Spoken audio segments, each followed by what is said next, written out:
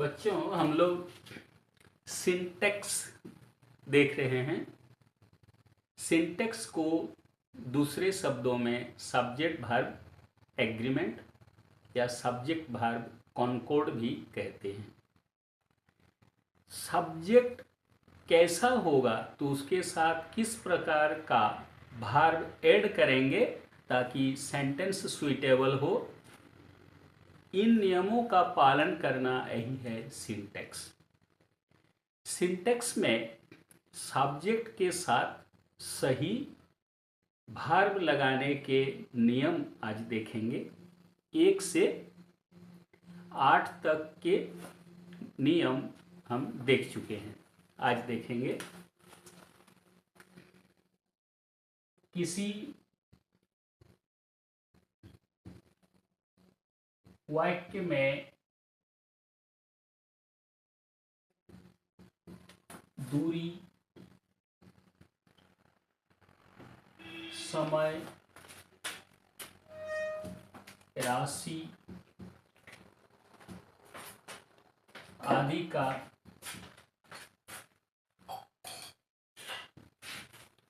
प्रयोग हमेशा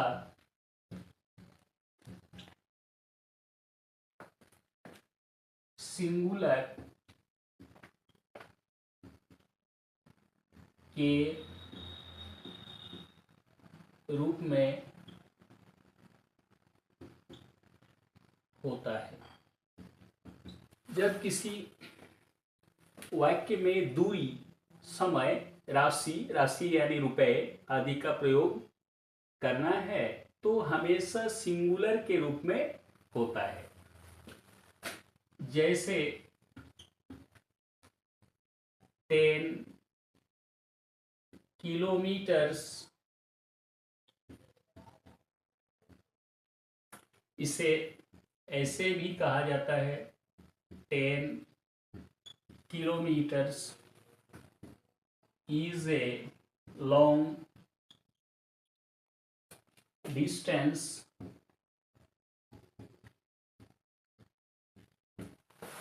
देखने में लग रहा है 10 किलोमीटर्स, लेकिन ये दूरी दर्शाता है, इसीलिए आप इसमें आर का प्रयोग नहीं करेंगे, इज का प्रयोग करेंगे। 10 kilometres is a long distance. अब है राशि। समय का भी यूज करेंगे सिंगुलर के रूप में। 20 hours is a long time for me here. यहाँ पर मेरे लिए 20 घंटा एक लंबा समय है, यानी देखने में भले ही 20 आवर्स प्लूरल नंबर यूज किया गया है, लेकिन ये समय ही तो दर्शाता है, इसीलिए 20 hours is a long time का इस्तेमाल करेंगे। अब राशि, रुपए।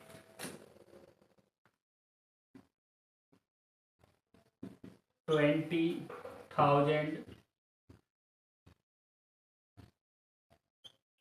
rupees was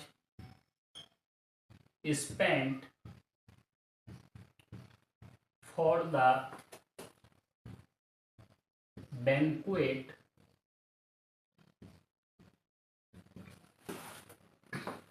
20,000 रुपीज, 20,000 रुपए। रुपीज चूंकि 1 रुपए से ज्यादा है, रुपीज तो जोड़ना पड़ेगा, लेकिन ये दर्शाता है राशि, अमाउंट, इसीलिए वाज स्पेंट लिखना पड़ा फॉर द बैंक्वेट। इस भोज में 20,000 रुपए खर्च किया गया। इसमें 20,000 रुपीज वेर स्पेंट लिखना इस नियम के अनुसार नहीं होगा, ये गलत हो जाएगा। अब नेक्स्ट देखेंगे, किसी पुस्तक, स्थान, देश आदि का नाम सिंगुलर के रूप में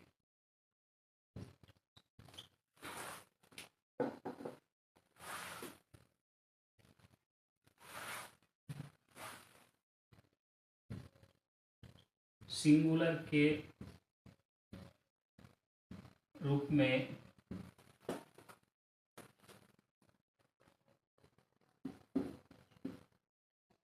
प्रयोग में आता है। किसी भी सेंटेंस में अगर पुस्तक का नाम है, स्थान का नाम है या देश का नाम है, ये देखने में प्लूरल जैसा लग रहा है, लेकिन इनका यूज आप सिंगुलर के रूप में करेंगे। जैसे गुलिवर्स ट्रेवल्स, गुलिवर्स ट्रेवल्स एक पुस्तक का नाम है, इसीलिए आर नहीं लिखेंगे। Is an interesting book for children. Gulliver's travels एक रोचक पुस्तक है बच्चों के लिए। इसमें देखने से लगता है गुलिवर्स ट्रेवल्स, लेकिन ये किताब का नाम है। इसमें हम एपोस्ट्रोफी एस दिए हैं, गुलिवर्स ट्रेवल्स इन्वर्टेड कोमा के अंदर रख सकते हैं। तो ये एक पुस्तक का नाम है, इसीलिए is an interesting book for children. अब स्थान का नाम, Naples is a famous place near Rome in Italy।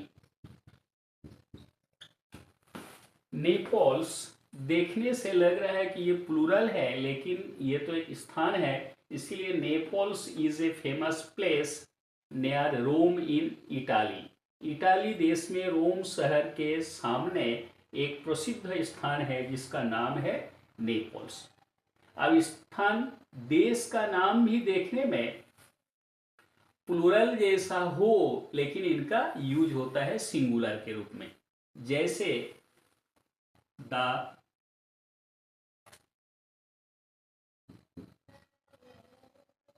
United states of America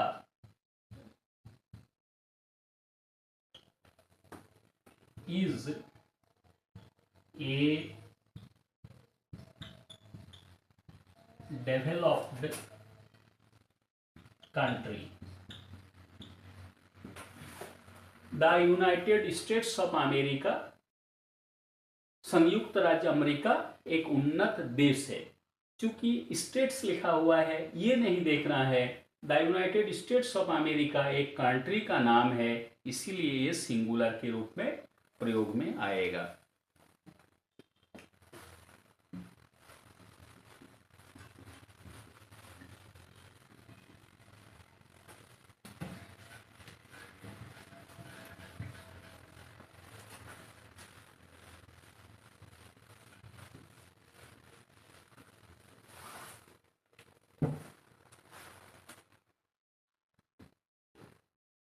जब किसी वाक्य में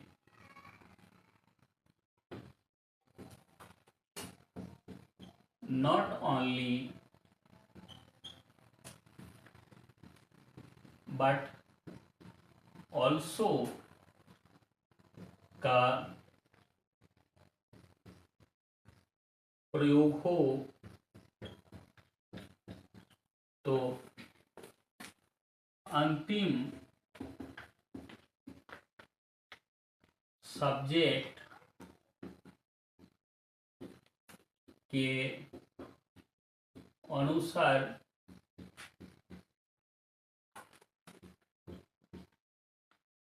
भार्ब का प्रयोग किया जाता है, यानी भार्ब होता है। जब किसी वाक्य में not only but also, not only के बाद एक सब्जेक्ट दिया जाता है, बट ऑल्सो के बाद दूसरा सब्जेक्ट दिया जाएगा, इस तरह का सेंटेंस स्ट्रक्चर हो, तो आप अंतिम सब्जेक्ट जो होगा उसके अनुसार देखेंगे कि क्या भार्ब इसमें लगेगा, सिंगुलर भार्ब लगेगा या प्लूरल भार्ब लगेगा। Not only the captain but the players are also tired। इसमें दो सब्जेक्ट हुए, एक कैप्टन और एक प्लेयर्स।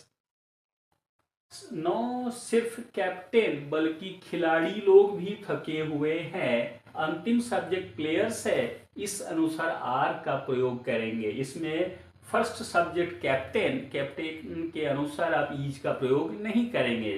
इसमें आखिरी अंतिम देखा जाता है। इसे अगर इस तरह से लिखा जाए, not only the players but the captain is also tired। इसमें दो ही सब्जेक्ट है, कैप्टन और प्लेयर्स। इसमें अंतिम सब्जेक्ट प्लेयर्स है, इसीलिए आर का प्रयोग किया गया। और इसमें न सिर्फ खिलाड़ी लोग बल्कि कैप्टन भी थके हुए हैं। क्योंकि कैप्टन आखिरी सब्जेक्ट है, अंतिम सब्जेक्ट है, इसलिए उसके अनुसार ईज का प्रयोग आप करेंगे। यानी नॉट ओनली बट ऑल्सो में आप क्या करेंगे, अंतिम सब्जेक्ट क्या है उसके अनुसार भार्ब का प्रयोग करेंगे।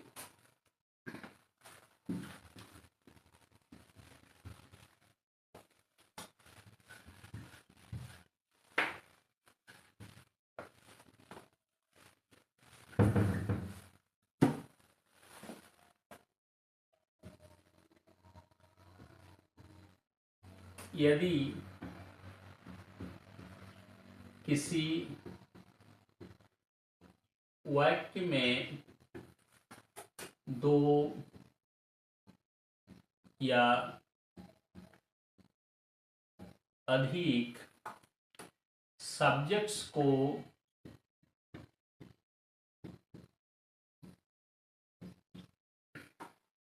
एज वेल एज के द्वारा जोड़ा जाए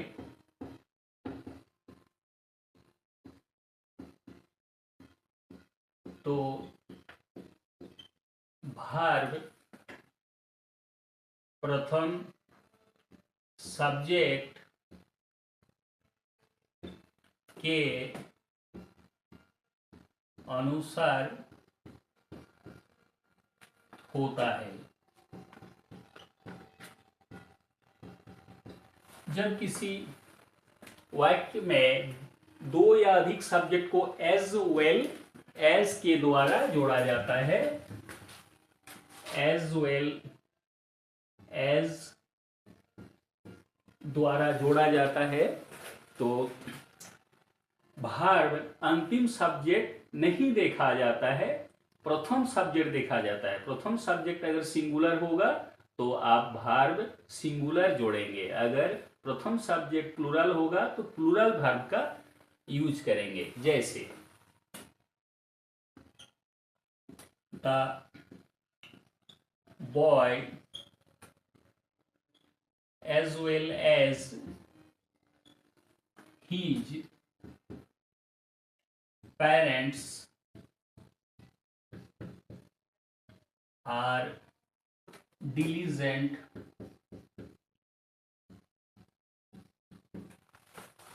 लड़का अपने माता पिता की तरह परिश्रमी है, इसमें हम आर का प्रयोग नहीं करेंगे।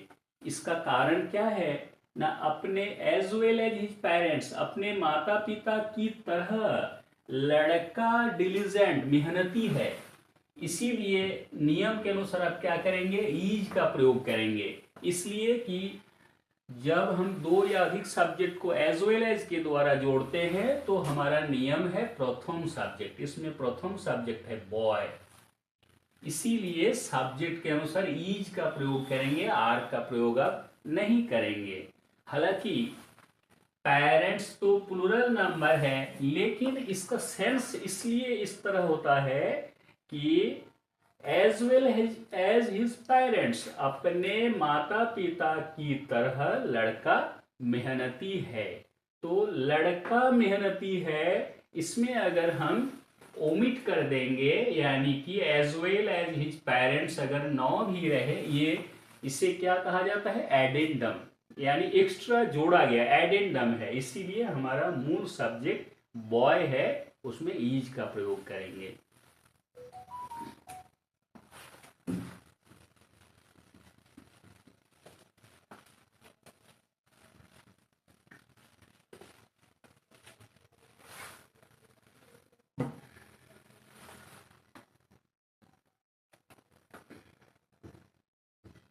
किसी वाक्य में ईच,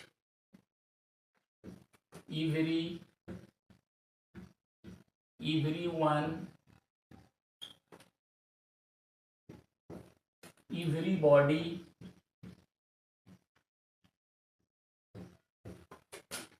someone,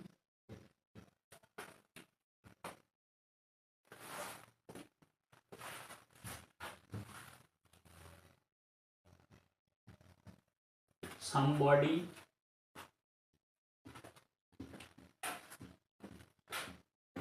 no one,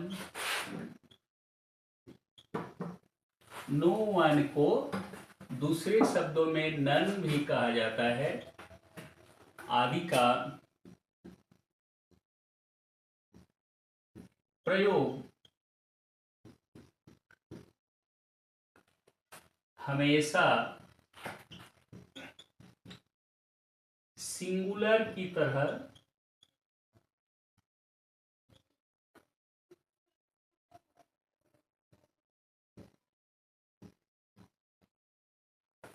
किया जाता है।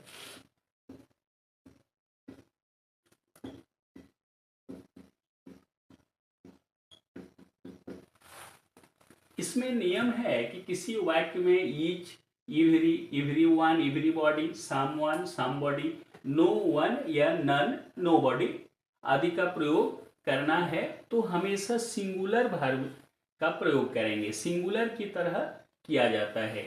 जैसे each boy and each girl was rewarded. each boy and each girl, देखने से तो लगता है कि लड़का और लड़की दो अलग अलग व्यक्ति हुए, लेकिन सेंस अलग होता है। सेंस है कि हर एक लड़का को और हर एक लड़की को इनाम दिया गया था, क्योंकि ईच एक एक करके दिया गया, इसीलिए ईच का प्रयोग अगर 6 बार भी किया जाए, जैसे each boy comma each girl and each man was rewarded लिखेंगे, क्योंकि ईच शब्द, ईच, एवरी, एवरीवन आदि जैसे शब्द हमेशा सिंगुलर सब्जेक्ट को दर्शाता है, इसीलिए आप इसमें each boy and each girl दो सब्जेक्ट समझकर वेयर का प्रयोग नहीं करेंगे।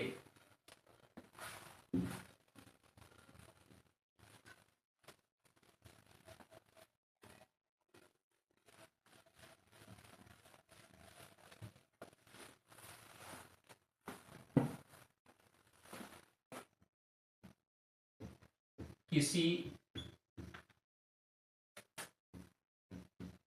वाक्य में 10% ऑफ या 25% ऑफ, कितना भी परसेंट हो या हाफ ऑफ हो या मोस्ट ऑफ हो या ए क्वार्टर ऑफ हो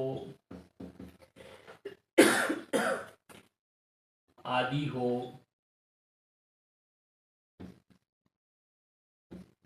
तो अगर किसी वाक्य में 10% of, 25% of, half of, most of या ए क्वार्टर ऑफ आदि का प्रयोग हो, तो उनके बाद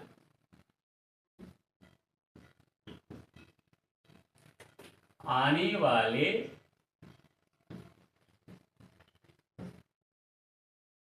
शब्द के अनुसार भार्ब का प्रयोग करेंगे।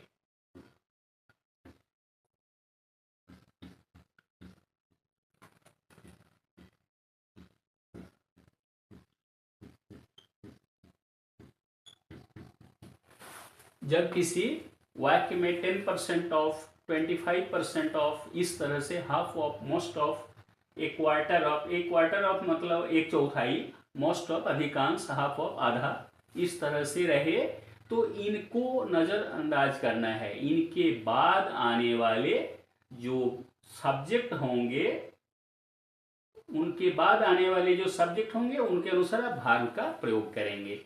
जैसे half of the